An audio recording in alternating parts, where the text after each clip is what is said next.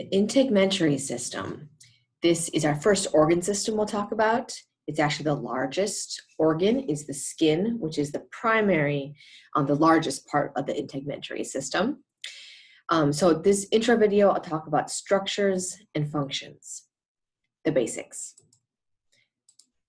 So what is the integumentary system? A large part of it is the skin. However, it's skin, hair, and nails, and all the associated structures with those structures. So for example, in the skin, there's a lot of other structures other than just the layers of the skin. You can even see some behind me right here. And we'll focus on the skin. I will briefly talk about hair, nails I will not talk about. What's common about all these is they're made from some of the same proteins. They're all kind of external protective structures. So here is a quick diagram, just kind of showing some of the structures of the integumentary system. Nail shown here. Again, I'm not going to talk about that more, but want to just remind you, nails are part of the system, part that I will not be talking about much more than this. The integumentary system, that's the skin, is actually really complex, and it's the largest organ because it covers your entire body.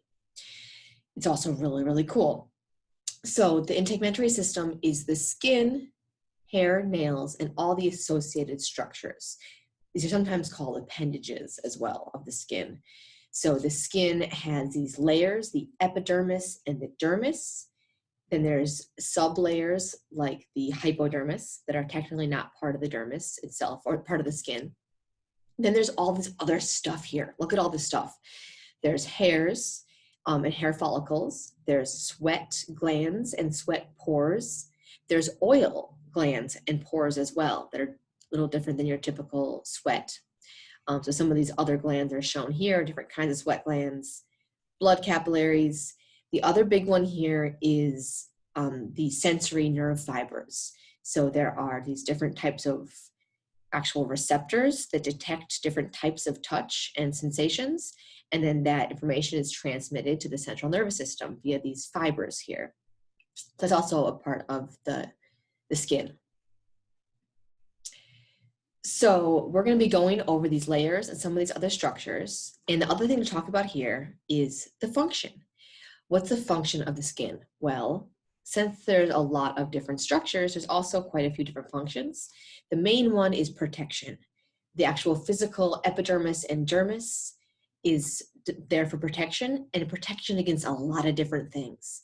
Really cool how this works is physical protection, right? You've got these layers of cells that are actually dead on top, so they can fall off without much damage to you as an individual. So physical protection against UV light as well, the sun.